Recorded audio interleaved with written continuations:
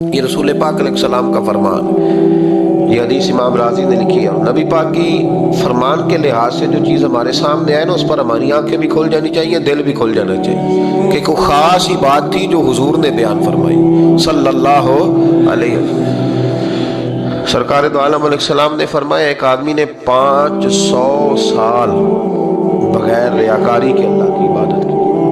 کتنے سال؟ 5 سال نہیں ہوتی بغیر ریاکاری کی۔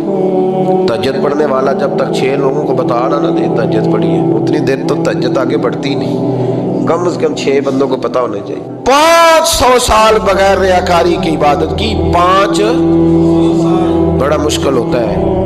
حضور فرماتے ہیں یہی بندہ جب اللہ کے حضور کھڑا کیا جائے گا تو رب کریم اس سے کہے گا کہ چلو اس کو میرے فضل سے جنت میں لے گا۔ تو عرض کرے گا مالک فضل تو ٹھیک ہے پر 500 سال لگائے میں نے۔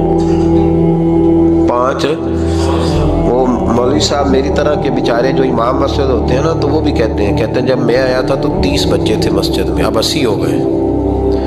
اور بھائی یہ بندوں کو بتانے کی کیا ضرورت ہے، یہ تو اللہ کی رضا کے لیے ہے نا، تو چھوڑ اس میں اتنا تذکرہ کرنے کی کیا حاجت ہے۔ 500 سال اس نے لگائے، بول پڑا یا اللہ 500 سال لگائے اور تو کہتا ہے کہ اس کو میرے فضل سے لے جاؤ۔ تو رب کریم نے فرمایا چلو کوئی نہیں، پھر انصاف کر لیتے، الٹی آنکھ کی روشنی نکال کے ترازو کے ایک پلڑے میں رکھو اور 500 سال کی بغیر ریاکاری کی عبادت دوسرے پلڑے میں رکھو۔ ایک آنکھ کی روشنی ایک پلڑے میں رکھ لو اور دوسرے میں 500 سال کی عبادت رکھ دی۔ اللہ اکبر۔ تو رب کریم نے فرمایا اب تولو۔ جب تولی تو وہ عبادت تھوڑی تھی اور ایک نعمت زیادہ تھی۔ اللہ نے فرمایا یہ تو بھائی اس کو تو 500 سال دیے تھے، یہ تو ایک نعمت کا شکر نہیں ادا کر سکا، پکڑو اس کو دوزخ میں ڈالو۔ یہ کر کے کیا آیا ہے؟ پکڑو جہنم میں ڈالو اس کو، لے چلو۔ ترمذی شریف کے لفظ ہے، نبی پاک نے ہمیں سمجھایا اور ایک جملے میں ساری بات ختم کر دی۔ حضور فرمانے لگے تو اللہ کی تھوڑے دیے ہوئے رزق پہ راضی ہو جا، وہ بھی تیری تھوڑی عبادت سے راضی ہو جائے گا۔ اور اگر تیرا پروگرام ہے نا لمبی چوڑی جائیدادوں کا، تو پھر سجدے بھی لمبے کر، پھر لمبے کرنا تو بھی۔ یہ کیا بات ہوئی؟ یہاں جتنی دولت بڑھتی جاتی ہے عبادت سکڑتی جاتی ہے، وقت ہی نہیں، ٹائم ہی نہیں، یہ بڑھا۔ پھر تو جب دوزخ میں جانے لگا نا تو پھر خیال آیا، تو حضور فرماتے استغفار کرنے لگا، کہنے لگا اللہ میں بھول گیا تھا، اللہ مجھے غلطی لگ گئی، استغفار کر رہا۔ تو جب اس نے استغفار کیا تو رب کریم تو پہلے ہی بڑا قبول کرنے والا ہے۔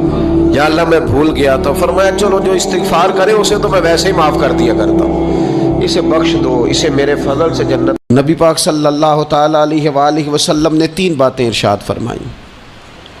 سب سے پہلے حضور نے نجات کے لیے جو بات ارشاد فرمائی وہ بڑی قابل غور ہے اور سمجھنے والی ہے۔ حضور علیہ الصلاۃ والسلام نے پہلی بات ارشاد فرمائی، فرمایا اگر تو نجات چاہتا ہے تو اپنی زبان کو اپنے قابو میں رکھ، اپنے بولنے پر کنٹرول کر، تول کے بولنا شروع کر، اپنے لفظوں کی حرمت کا خیال کر۔ اپنی زبان پر جو بندہ کنٹرول پا گیا، یہ پہلی علامت ہے نجات کی۔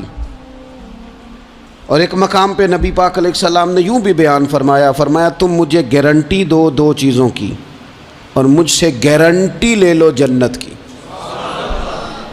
فرمایا تم مجھے اپنی 2 ٹانگوں کے درمیان شرمگاہ کی اور 2 جبڑوں کے درمیان زبان کی گارنٹی دے دو اور میں اللہ کا محبوب ہو کے تمہیں جنت کی گارنٹی دیتا ہوں۔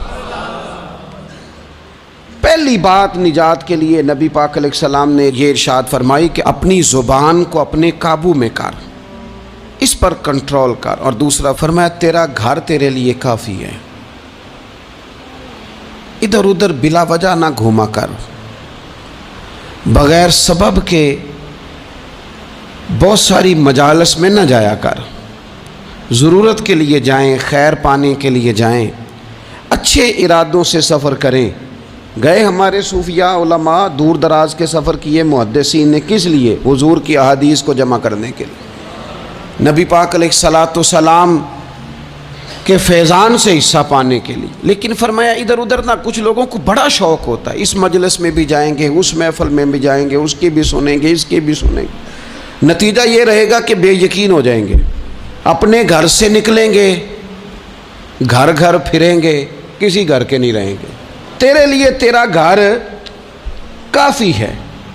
اپنے گھر رہ، اپنا گھر جو ہے وہ تجھے کفایت کرے، اپنے گھر میں قیام کر. یہ دوسری علامت ہے نجات کے لیے. اور تیسرے نمبر پہ نبی اکرم صلی اللہ تعالی علیہ وسلم نے فرمایا اگر تو نجات چاہتا ہے نا تو اپنی خطاؤں پہ رویا کر، اپنی خطاؤں پہ آنسو بہا، اپنے آپ پہ رو اگر چاہتا ہے کہ بچ جائے. 3 چیزیں نبی پاک علیہ الصلوۃ والسلام نے بیان فرمائیں. زبان کو قابو میں کرو، اپنے گھر میں قیام کرو، اور فرمایا کہ تم اپنی خطاؤں پہ رویا کرو. یہ 3 اگر چیزیں تمہیں میسر آتی ہیں تو پھر رسول پاک علیہ السلام کی زبان فیض حق کے ترجمان سے گارنٹی مل رہی ہے کہ اللہ اس بندے کو نجات عطا فرمائے گا. بہت شوق ہے لوگوں کو باتیں کرنے کا، بڑی باتیں، اوئے ہوئے. جو بات بڑے مختصر لفظوں میں 2 جملوں میں بیان ہو سکتی ہے اس کے پیچھے اتنی لمبی تمہید باندھیں گے کہ اصل بات ہی رہ جائے گی بیچ میں سے. گفتگو، بات، بولنا، یعنی بات ہو رہی ہے، گفتگو ہو رہی ہے 2 لوگوں کے بیچ اور کوئی دانا آدمی بات کر رہا ہے تو فٹافٹ مداخلت کریں گے اور جملہ پھینکیں گے، کہیں گے قطع کلامی معاف، اور اپنی بات شروع کر دیں گے. تو میں کئیوں کو روک کے کہتا ہوں کہ پہلے آپ پوچھ تو لیں ہم نے معاف کیا بھی ہے کہ نہیں.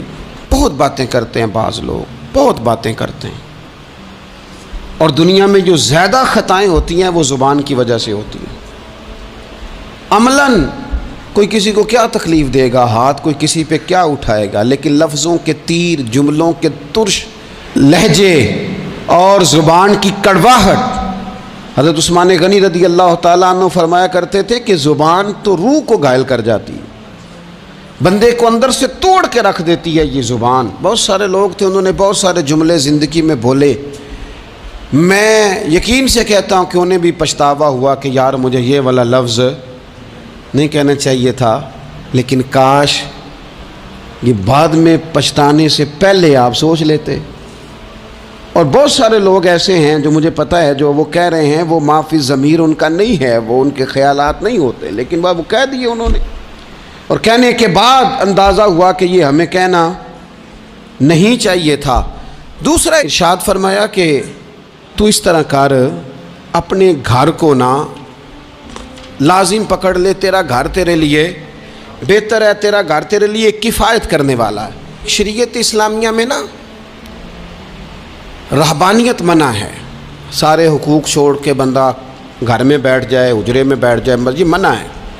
لیکن کچھ دیر کے لیے وَتَبَتَّلْ إِلَيْهِ تَبْتِيلًا، سب سے کٹ کر اللہ کے ساتھ جڑ جاؤ.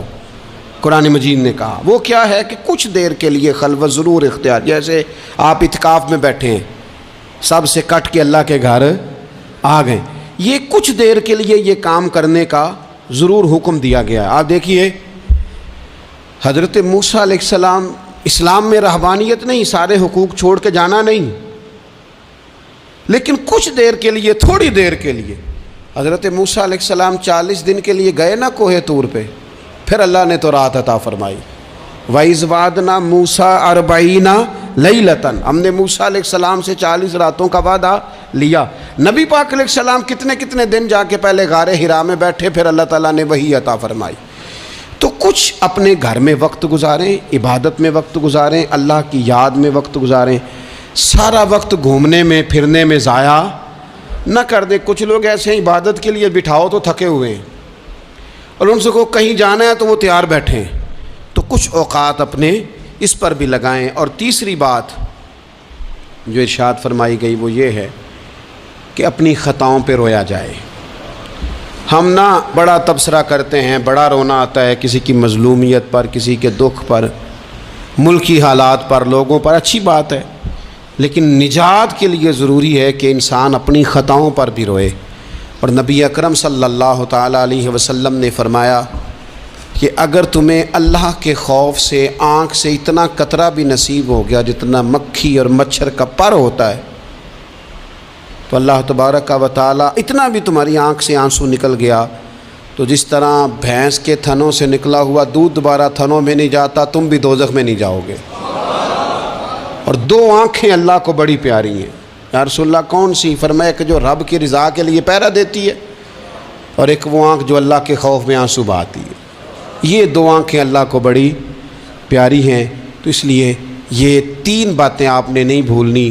ایک تو یہ کہ اپنی زبان کی حفاظت کریں، ایک اپنے گھر میں، مسجد میں، اجرے میں کچھ دیر بیٹھ کے اللہ کو